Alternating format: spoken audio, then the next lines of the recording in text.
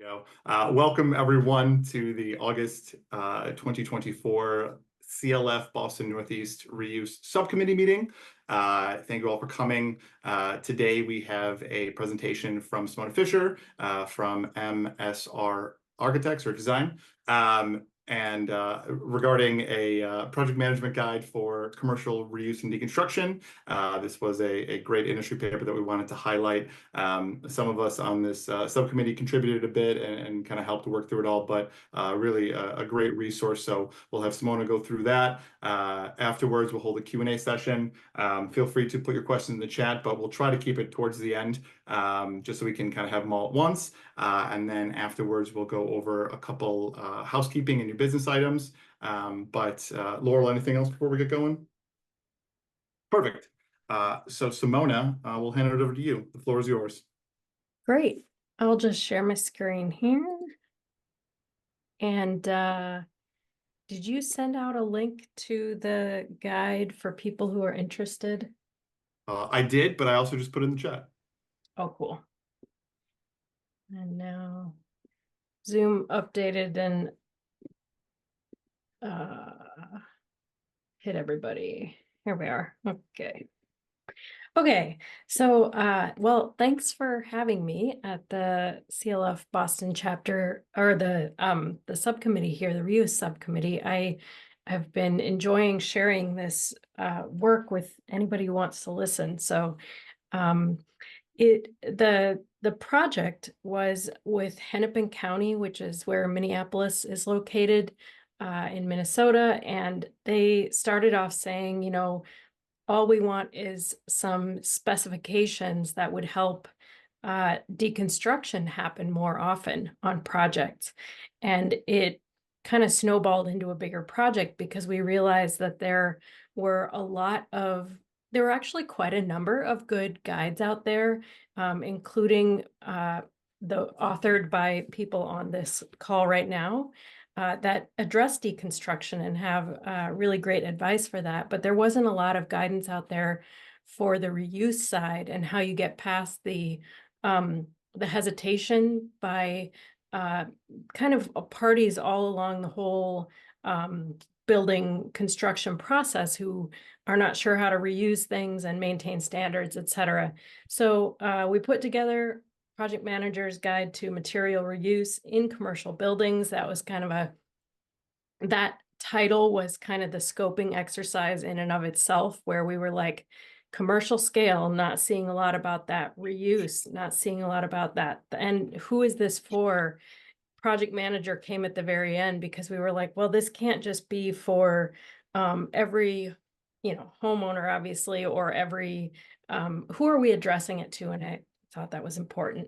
So I think I'll just go through very loosely, like what, generally what is in this guide, and then we can chat about it. And well, a number of you actually on this call have also contributed to the guide. So you'll see the parts that you contributed. So, okay. Executive summary overview. We've got 7 steps to designing with reused materials. We've got some notes on deconstruction at commercial scale and referencing other guides that are out there. And then we've got a toolkit, which is sample specification language for the deconstruction portion and building partial deconstruction and a couple different scales of that, for writing reuse into the specifications, and then a material reuse and deconstruction plan, which I'll go through as kind of a compendium document that is meant to support the whole effort. There's some background research, which I think this audience, I don't really need to go through. We know why we're doing this. It's a huge volume of material that's out there that's in good condition, that could be recycled. Ellen MacArthur, disrupting this cradle to grave mentality and kind of the different players that need to be involved. This is adapted from CRTKL, Yarden Harari's diagram on different parties that need to come together for reuse to happen, and how that things get aggregated, and also just where there are business opportunities, and making the case that architects and owners really drive the reuse marketplace. Because of, I think, the focus on reuse as a virtue, there are a lot of owners out there that feel like they've done their duty if they can just hire the building deconstructed and not sent to landfill. But I think we're starting to realize that warehouse space and other logistics involved in storing harvested material make it, this is not like a couple of antiques here. We're talking about hundreds of chairs or thousands of square feet of carpet or things like that, and they really need a destination. So owners and architects, we are really the ones who will drive demand for this. This is an adaptation of a diagram from the most recent guide to reuse we were able to find that really went into commercial reuse methods in detail. It is from 2002, so pretty old, but I really love this diagram of different parts of different project phases and so like if we kind of stack project phase good ideas and filter it through the lens of who owns that, that's what this complex diagram is trying to illustrate. So getting into the idea of 7 steps, I mean, there don't have to be 7, but it seemed like things fell into these buckets. The first one that I think all of you are probably aware of is that you need buy-in from the whole team. If you don't have an entire owner, architect, contractor team and sub-teams who think that reusing is going to be valuable and they're willing to get past whatever their fears are about not having new things, it will be more difficult. It's a good idea to structure contracts. This is just from lessons learned, and it's just some bullet points notes. I think we really recognize that somebody's going to do the next version of something like this, and it's going to be an even better guide. But a couple points on how essentially like the first time that a contractor is made aware of the potential for reuse is at bidding, they're probably going to be somewhat scared of the risks involved, and you might see some big cost estimates on the pricing side for risky work. And so how do you bring people on early? How do you make sure that the decision pathways kind of equally share risks or de-risk the process? And that's, I guess, what a lot of the rest of this goes into. One of the things we realized that would be really helpful is if you could identify the reuse sourcing pathway of each item and include that in the specs and reference in the drawings. So path 1, a common one, is sourced from deconstruction at the same location, just something that is moved in the same building. Or a lot of us work on projects, either campuses or companies that have multiple locations. So reuse by the same owner. The nice thing about both of those is you have a product or a material that is of known provenance and you maybe know what it's been through. So there's not the risk of some kind of hidden damage or infestation. You've owned it the whole time.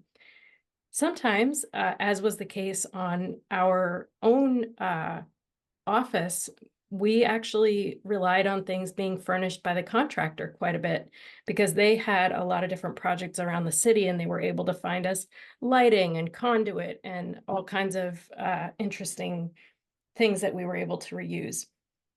I think the one that the general public is most aware of is like sourcing from a reuse outlet or a warehouse. It's a place you can go shop for things.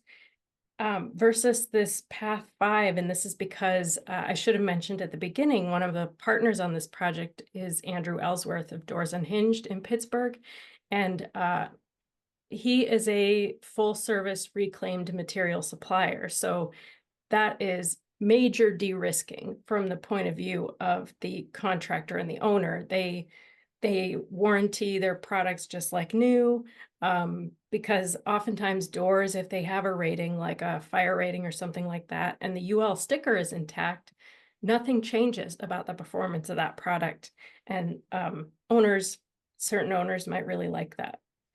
So this is meant to be something that you could reference in the specifications or reference on the drawings or whatever place, or in the material reuse and deconstruction plan, which is essentially just, I think we're proposing a document that goes kind of like a construction waste management plan. It's accompanies the specifications, and it just says, okay, here's a schedule, all the stuff that's being reused, what is the reuse pathway, and then we get this is in the, like, the full thing is in the appendix, but we might say, where is it being stored? What is the new install location, or reference a drawing, or, what is the scope of work? That might actually be the discussion that happens here, because probably if it's coming from somewhere and going to somewhere, it needs some scope of work, and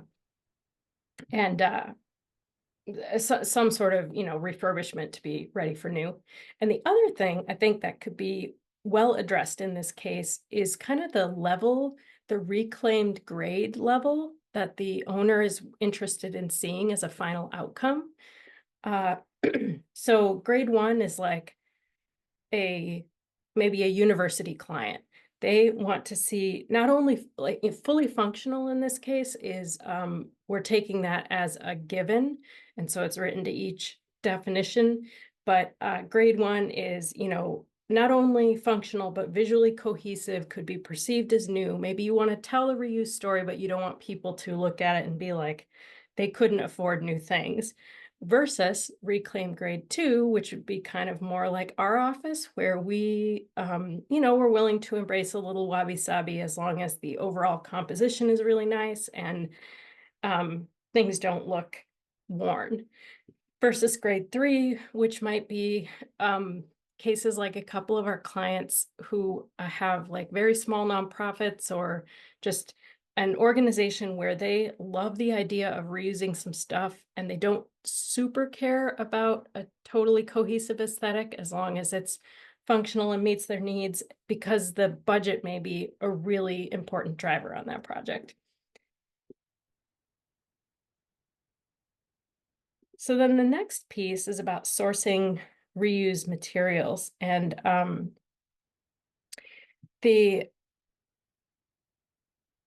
this is just referencing the all for reuse ecosystem map, and a couple different. Well, it's mainly that at this point, and I think you probably are all very much aware of that, so I won't go into that. I often spend some time introducing that to people, but we do have some comment though on materials that are not recommended for reuse. And I think there's always, room for some debate in these, but generally we have found mechanical equipment and lighting, especially older lighting, just given the energy consumption and refrigerants and other considerations around that stuff, it really may not be worth reusing, because it could be harming you both energy-wise and cost-wise in other ways. Also, I think there is kind of a topic around the health of reused products that needs to get more front and center, and maybe some standardized recommendations around that, because we know that a lot of toxic coatings have gone onto carpet and textiles, and so flame retardants in furnishings, things like that. I think, when it comes to VOCs, oftentimes it becomes a moot point, because the whole thing about volatile organics is that they have probably off-gassed into your space. But if they've off-gassed already and they're 10 years old, then that problem is maybe solved. Other comment about like recycling paint,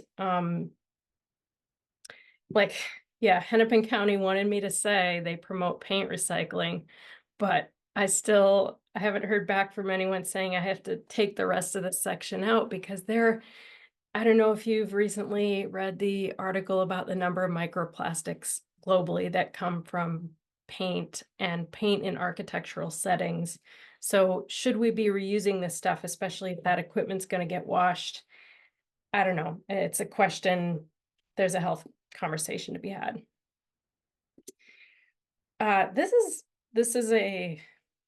This right here is an interesting page in that we really tried to do a more data-driven graphic on the carbon intensity of things versus the value of salvage. And it just ended up, there were too many levels of kind of making up values for things to try assigning subjective values and comparing it to objective data that I felt it was not, it could be deceiving to publish a graph like that. So reverted to a list and just highlighted from different studies the some of the higher carbon intensive things based on sort of a loose volume and intensity equation there, and just notes on the importance of trying to reuse these things or the implications around that. That's a whole dissertation if anyone wants to chat with me about that one.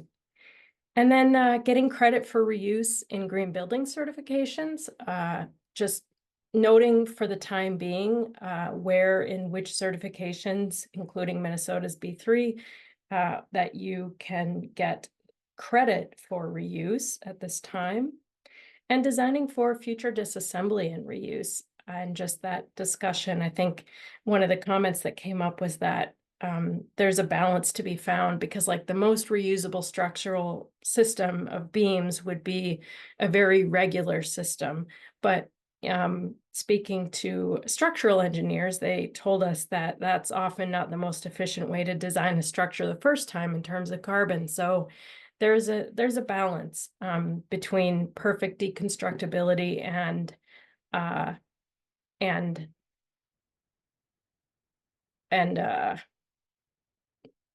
perfect deconstructibility versus like right sizing for this time for the initial install. And then deconstruction, like I said, we reference Hennepin County's grants that are available for deconstruction.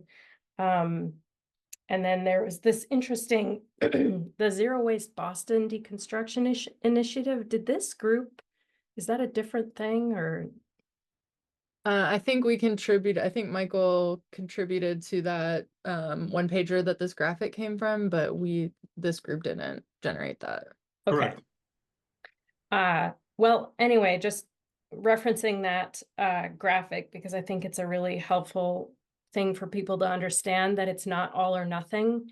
I think when speaking with Hennepin County, Minnesota, like what people understand these grants to be about, they really understand it to be about like taking a whole garage down to the very last nail. Whereas I think in a commercial scale and trying to scale this up, we have to have a more nuanced understanding of that. So just a few different conversations led to these bullet points on like timing should be early, check the map for different organizations, conversation about who owns deconstructed items, what you might look for performing the work, as far as qualifications, and manufacturer take-back programs. Thanks again to members of this group. And then the final piece before the appendix is a set of little one-page case studies on commercial reuse. So this is a commercial bathroom we're working on right now. Few different interior and this whole building candida use of. The point here is to offer some kind of education that is focusing maybe more on images of beautiful final built work. I think that is an area where we, in the design realm especially, have a lot of power. If we show great images to our clients of finished spaces and we're like, yeah, you know, like this Heinz headquarters, this is an LMN project. Look how gorgeous that turned out. And a ton of this is reused in attic stock and different sources like that. You can do it too, and you will not regret it. That's in that imagery is a lot of where we make our case for existing. So I think we can lean into that. And then the appendix just has those pieces I talked about. So it's pretty simple, just some commentary on like why we included a section. We don't have Word docs available, but only for lack of time. We can put those together, and I think the intention is to post them on the website as well so that people could download and modify. Yeah, what else? Pretty much this material reuse and deconstruction plan with the different pathways. Building deconstruction pre-audit example, material reuse SD narrative from one of our projects, just as an example of how you could discuss that in early pricing. A sample deconstruction annotations on a demo plan. This was a great last minute contribution here. And referencing just a ton of different stuff that's out there. Actually, something I would have really loved to include is sort of an ecosystem map of the resources that are out there. So that is a project that's up for grabs if somebody wanted to do that. And thanks so much to the many, many people who reviewed and contributed. Thank you, Simona. We'll open up for questions now. If we have one, I'd ask if you could use the raise hand function. But if I could start with the questions, I'd be curious with this document out now, obviously made for Hennepin County. Are you expecting it to be kind of anywhere in the US? Would this be more regional, or was the expectation of this obviously for Hennepin County, but really looking to make a guide that anyone can use? Yeah, definitely meant to be a guide that anyone can use. I mean, I think maybe Hennepin County didn't really have that as a specific goal, but I felt that was really important because there's just this growing body of work, and I wanted to pull from as many places as possible and try and put them in context. Just because, yeah, our neighbors in the Midwest, even like there were kind of interfacing with some of the same systems. So at the very least, we would want them to be thinking this way as well. It's kind of a rambling thought, but definitely intended to share. Sure. I mentioned that because when Laurel and I and some others on the call and in the group put together the roadmap that we had, it was a bit more regional, looking at yes, you could kind of repeat this, but we're just trying to take that first steps in the region. And at least what I've thought is that there's a bit of a balance. There's always going to be regionality concerns. Each market is going to be a little different from the others, but there are kind of, and you've went over some of them, very big picture items that the low-hanging fruit, if you will. So definitely wanted to check to see maybe someone from here is, I know that Melissa usually calls in from Minnesota as well, but just on regionality. Yeah, I would say the regional piece is that every section is referencing Minnesota-specific problems and issues and why this needs to happen in Minnesota. So in that sense, the message is very tailored to this regional audience here. But in terms of these, the ideas like having reclaimed grade and identifying pathways for products, that piece, there's just no reason it couldn't be universal, or somebody might come up with the like version 2 of each of those ideas, and those would be widely used, I would hope. Sure. Just to quickly, I saw Aiden put in the chat. Just for clarification, did Hennepin County come with this idea? I know that it evolved in a bit more, but are they looking to kind of put together a deconstruction ordinance, or they just want kind of guidelines that they could use going forward?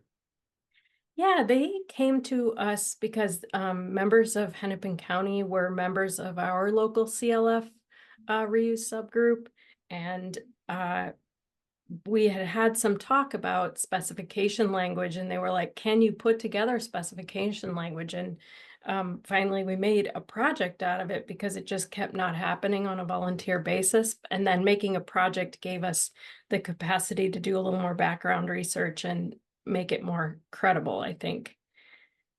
So they came to us with the original idea, and then we all decided to expand it together.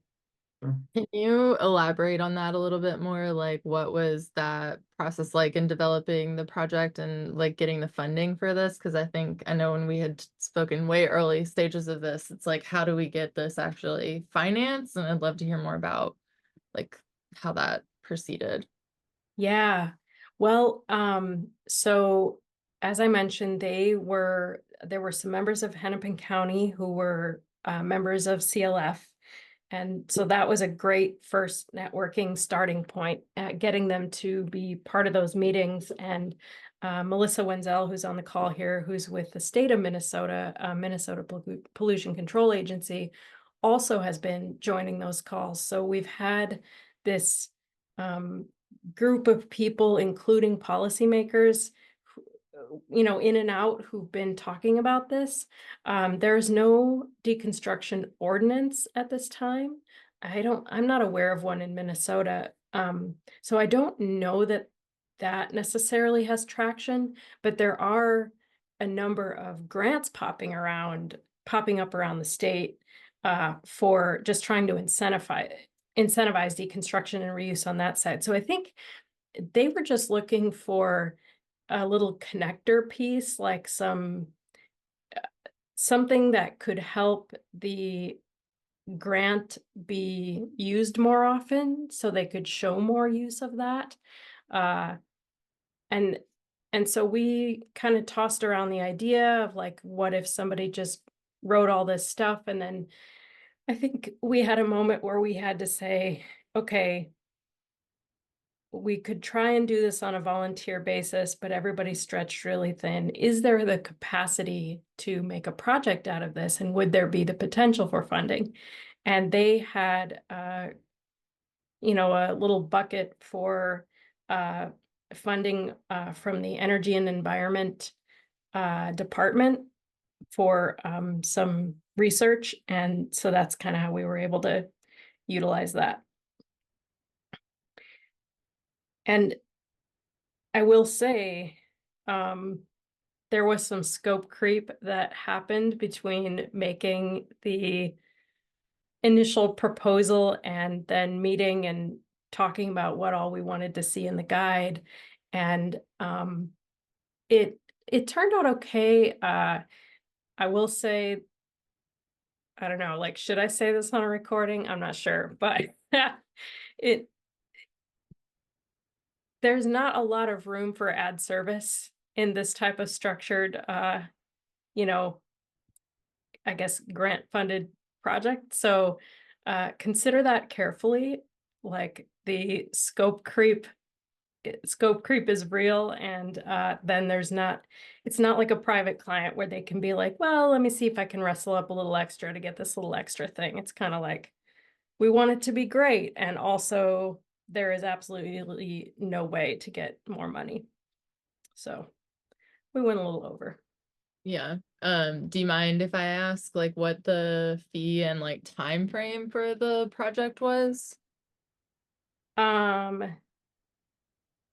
you know I that. think the overall fee should have been in the realm of Am I allowed to say that like legally?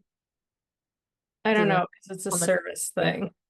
Yeah, okay. Okay. I guess In you in the 5-to-1 range, it should have been, and mhm, it was definitely not that high. yeah. And I would say on the other or time-wise, this has been probably about a year since we first started talking about it, and maybe about 6 months of kind of work went into Mhm. it, 7 months. Nice. That's helpful. Yeah, I know that we're kind of kicking around like, do we update our reuse roadmap? That was done purely as a volunteer effort. And Wow. yeah, Michael and I and James Kitchen, who's not on the call, but he we did had some late nights putting that together in our Yeah. volunteer. So, but I think that it's really cool to see, and I think I saw Melissa's comment in the chat that the county uses some of their waste disposal fees to fund deconstruction grants, and other waste prevention and reduction programs, which is kind of ironic but very cool. So I think that like having that kind of like openness on the municipality on the county client side, which I feel like we're building like our local teams. Obviously you've sourced some of their work for your report here, so yeah, but it's just helpful to hear kind of some more examples of how you could put something like this together. Kathy. Yeah, hi, everybody. I'm Kathy Mirza. I'm the branch chief for municipal waste reduction for Mass DEP. And this is incredible work that you've done in Hennepin County. I'm so delighted that I could join today and learn about it. No surprise with Melissa there too, behind the scenes, doing great work. You're definitely ahead of us in Minnesota. But we are making some strides in our way in Massachusetts. And several of the folks here are part of a deconstruction work group that we have where we brought people together to learn and share and all that good stuff, and try to move forward. And so one of my questions to you, Simona, and anyone else on the call would be, we're at a juncture now where we really want to create the deliverables that are meaningful for those who participate in across the spectrum. I wonder if you would recommend that we work off something that exists like this, or perhaps what CLF has done here in Massachusetts in the past and build from it, or we're entertaining the idea of whether we should hire a consultant to take on something where we create a scope of work and put together a package so that it would enable, because we're not the subject matter experts in this space here at Mass DEP, but we want to enable more deconstruction, more adaptive reuse. We have grants, we have education and technical assistance, but that's where our purview lies. So, and then if we were to go out to bid and have someone do it, how to, to find someone like you, like what kind of skill set, what kind of background might you suggest? So the main question is, would you recommend working from what's existing, or perhaps just going out and creating something? I'd appreciate your thoughts. Yeah, those are great questions. I think from the perspective, I always recommend starting from what's existing, because if you can mine that and find what you need for what you need, then that's a great starting point. But I think if you're at a point where you're trying to develop more specific tools to address like really specific workflow issues that you think could improve like a waste situation, then you're going to need to tailor it. And then at that point, I would definitely recommend, if you have someone specialized inside, then make it a real project and maybe authorize them to hire some consultants, or hire someone, regionally, someone. I mean, I think right here on this call is probably the short list of who you'd want to look at locally to lead that effort. And I think having it be someone, the point person be local, regional, is probably really important, because you're just going to know so much of that what's going on in the state and the city. And then the way we ended up doing it was a three-way partnership. We went through, the funding had to go through the University of Minnesota for various, just the way it was structured on Hennepin County side. So the Center for Sustainable Building Research was the point. I was the project lead on this. And so then we were able to be hired as sub-consultants to the University of Minnesota, CSBR. And then the other sub-consultant was Andrew Ellsworth of Doors Unhinged, and again, another private company. But because they came on, we were, technically consultants, that worked out fine. And he brought another perspective of really what reuse implementation looked like. So I think if I were going to structure the next version of this, I would have a contractor as part of the team. And I think those three I don't know if there's an owner that you'd want as a part of a team, or if that gets to be, but that could be good, like an owner with a lot of experience in reuse, because then you have that trifecta of owner, designer, and builder. And oh wait, it's a quadrifecta, because you need it's really great to have the people who will be the suppliers of materials. It could be the builder, but it could also be like people who are out there creating the economy of local businesses that harvest things and install them and physically go out and do the work. Having them represented on that, it like closes the loop and everyone's part of it. Awesome. Thank you so much. Really appreciate it. My 2 cents, though. I wonder if others have thoughts on that. I'll say when we're making the roadmap, Laurel and I had thought it was swim lanes of essentially, if we're looking to target the entire kind of circular ecosystem, what can someone who is playing a part in it but might not know about others, hey, what should I do, and what kind of the other perspectives, and what we have found, and I think this came up 2 months ago during the workshop at the Northeast Carbon Summit, was that everything is a bit siloed. A lot of times designers can really start running with everything, but they need to know what is essentially almost the constructability of it, or the deconstructibility of it. Where is it going to go? How can I make sure that the downstream, the reuse vendors are actually part of this as well? And then getting owners in was great to kind of have those connections. So that quadfecta you mentioned, I think is really powerful, just to make sure that the biggest players in the sandbox around this that really need to work together to push all this forward are not only talking but represented. So nothing is missed, because time is ticking to really make sure that we start utilizing these guides and implementing them. I'd ask anyone else, if you have questions, please raise your hand. We'd love to hear them.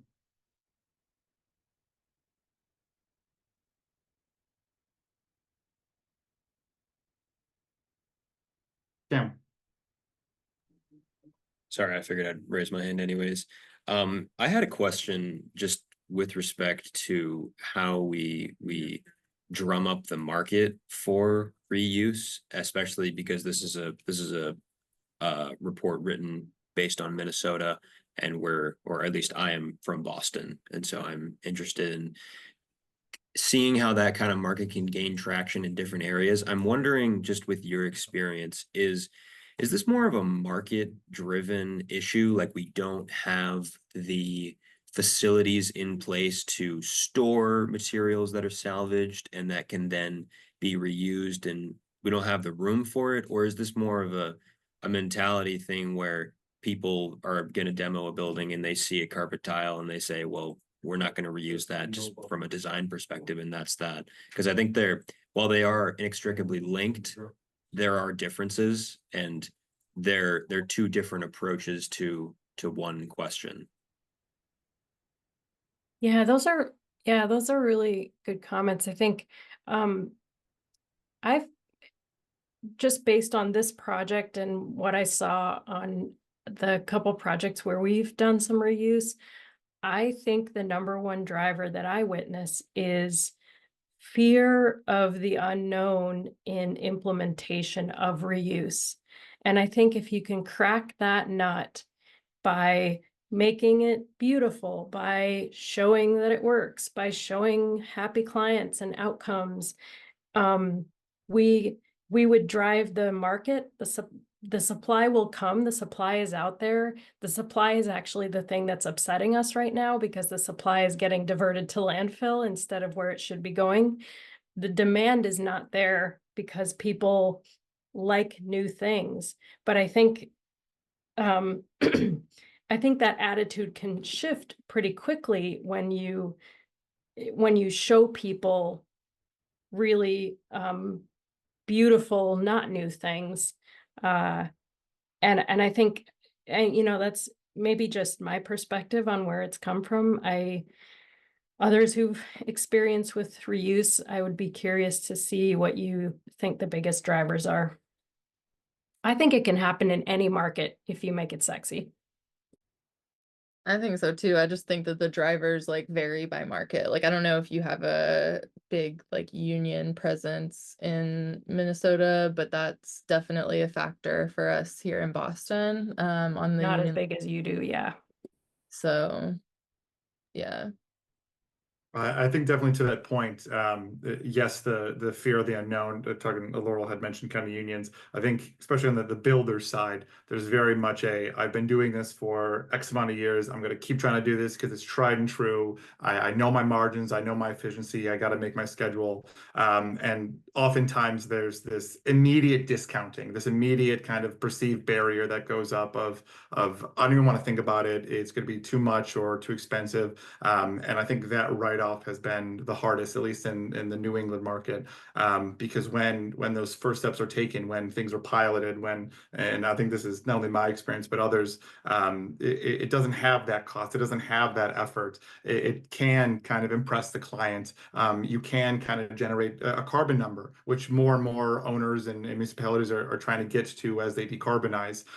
It's just that at times maybe not only not talking about it, but sharing it and welcoming others into the fold. I mentioned earlier kind of the siloed ecosystem we have now, but I think at least our region is doing a really bad job of, when there are successes, talking about them and showing them. So the next time an owner does say, hey, what are the cost implications, or the builder says that'll be 3 times expensive, you can go to, and very much like these case studies here, say, well, actually, no, it can look like this. It can cost just this. But I think we're just a little early in that process of really dispelling that typical perceived barriers and all of the kind of can't do's.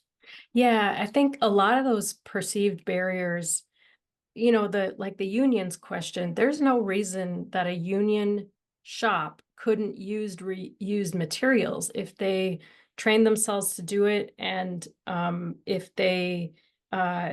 if it's, I mean, at least I don't think so. I think that's more about who does the work than a very specific use of materials. So I think that would be a question of, can you get them on board and be like, look, this is the ecosystem that is coming. Do you want to stand on the sidelines of it, or do you want to be a driver in the middle of this thing?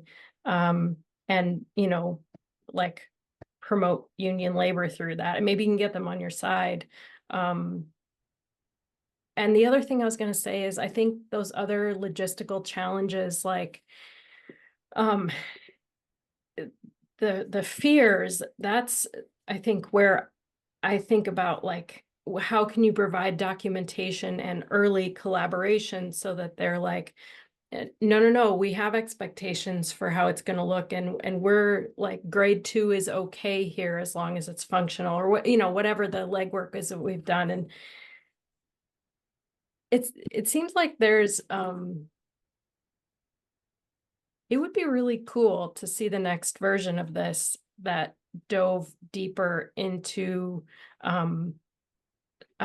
like maybe a step-by-step case study of successful implementation on a project instead of just 5 little one-page case studies, like a long document of 10 really in-depth case studies. Maybe, I don't know, just that thing you're saying about just trying to show them that it's possible, because if the owner and the designer want it, the market will bend to provide it.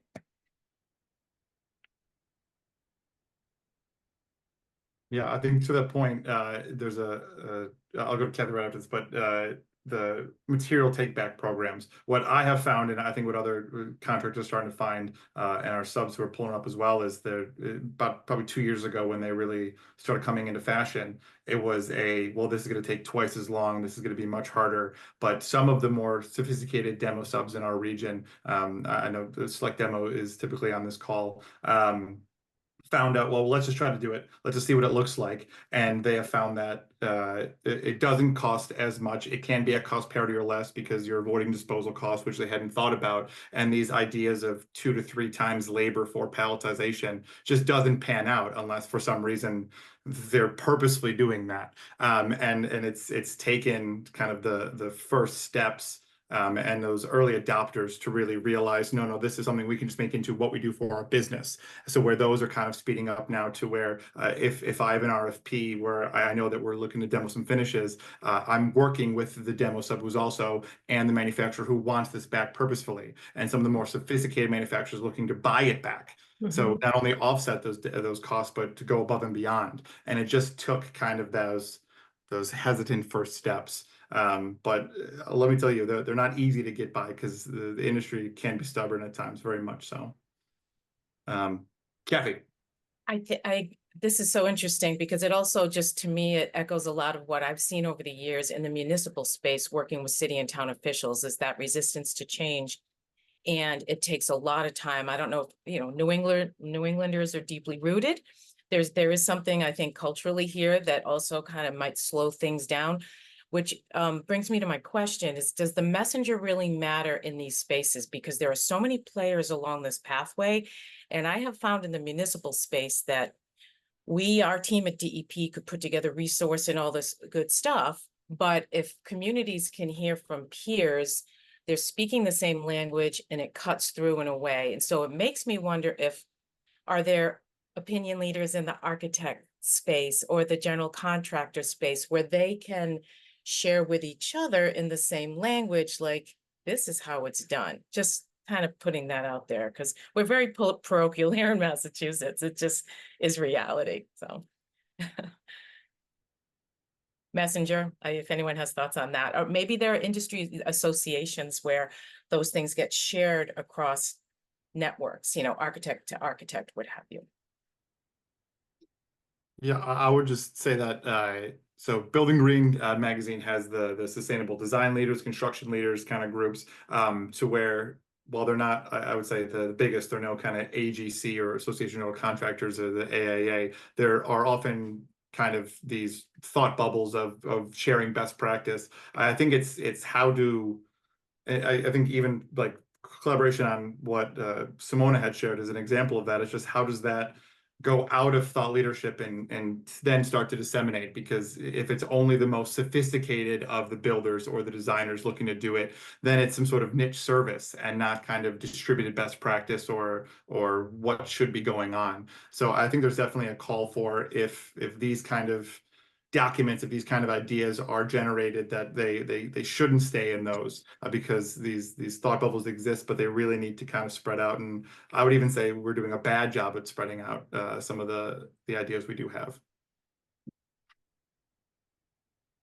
Yeah, I'm not sure Minnesota is that much more open to listening to stories of people outside of who they trust. But I really like the idea, and I think it needs to happen more of sharing just successful case studies and successful stories within our disciplines. And it made me wonder if AIA could have a design award just for not just adaptive reuse of old buildings, but reuse of materials. But I don't want to speak. There are a couple other questions or comments. Sure. We'll go to Leah. Thanks. Hi, my name is Leah Kelleher. I work closely with Kathy on our deconstruction work group team here in Mass. Just coming up because we're talking about like public awareness and like awareness within, you know, all these different stakeholder groups. It also makes me wonder, any of the case studies that you've taken a look at, has media coverage played a role, just like generally, in terms of like, if some of these success stories are being picked up by the media and there's sort of like that background chatter of change. I'm more thinking about like the owner side of things, people just having a general awareness that deconstruction is a thing, and that it's successful. Just curious if you have any thoughts on that. Yeah, I know that Laurel, you're saying you think the Heinz case study has for sure gotten publicity, and I know that the Candida building in Georgia has gotten publicity, but I don't know if there's a cohesive publicity message around reuse. We're kind of, I think, right at the beginning of where that could happen. And I know that the Metropolis magazine for interior design is working on what could potentially become a set of case studies that publicize reuse more widely. I think there's a lot of room though, because and like a ton of opportunity, because outcomes are photographable and great images are what media is built on. So it's just like there's some media person's dream waiting to happen here. But I don't see it a lot yet, actually. I see it much more in the kind of, it's sort of still in the gritty reuse and deconstruction or virtuous stage of talking a lot of times. And I think there's an opportunity to transition into like, no, this is scale, this is big, this can be really cool. And it's also really like, if it was a platform somebody were going to run on, it cuts across different kinds of divides, because I think that's what was so successful on a couple of reuse projects, in that there can sometimes be ideological divides between like who works in the building sphere and who works in the design sphere, but that everybody values reuse and everybody values a good deal. So like it has this enormous power, I think, to just be this like virtue of conservation message. We'll take the last question now, Christine. Hey, sorry. I'm without camera today. I'm moving. I'm on PTO actually, but I didn't want to miss this meeting. Thank you for the presentation. This is amazing. And I was wondering, as you were talking and trying to think how to eventually bring this a little bit to Massachusetts, we keep using and using as a resource with our people in Perkins Eastman, the why not PDF. Like, why not vinyl? Why not this? Why not that? And I think the main success, even when the document it's pretty old at this point, it's because it's pretty substantial and concrete, right? So, I mean, let's say it. I was talking the other day with a client from workplace about circularity, and he put it in 2 words for me. He was like, dude, liability and what is going to happen, you know, and of course durability. Like, how do I know that that carpet that you're bringing to me is going to last X amount of time, like the one that I'm paying that comes with X certificate that I know it's going to last, or they're going to replace it. So, and those are goals that probably are going to live with this topic, but that doesn't mean that they should kill this. And I wonder if a good resource could be to start with one sort of slide, one thing, the why yes, maybe. And I don't know, if you reuse a tile of carpet, it means at least X amount of time for your building. It means X amount of carbon in average, less of what you bringing to a project. It means, in general, this amount of savings in terms of budget, you know. And I acknowledge that there is a whole thing related to how do you implement this and contractors and specs. But that would be, as you were talking and bringing, like, I was thinking, how do I bring this here? I think that would be a cool thing. I guess, like, a thought, just a thought. Like slide decks for sharing the reasons for doing this, Yeah, essentially. Yeah, making the case. yeah. Yeah, that is at least that's part of the proposal we put in for we applied for a grant to continue the work, and one of the things we want to do is build slide decks and some stuff so that someone could go out there and say, this is a good idea, here's why, carbon, all these things, and show pretty images of reuse and address a couple of those points. Like if you're worried about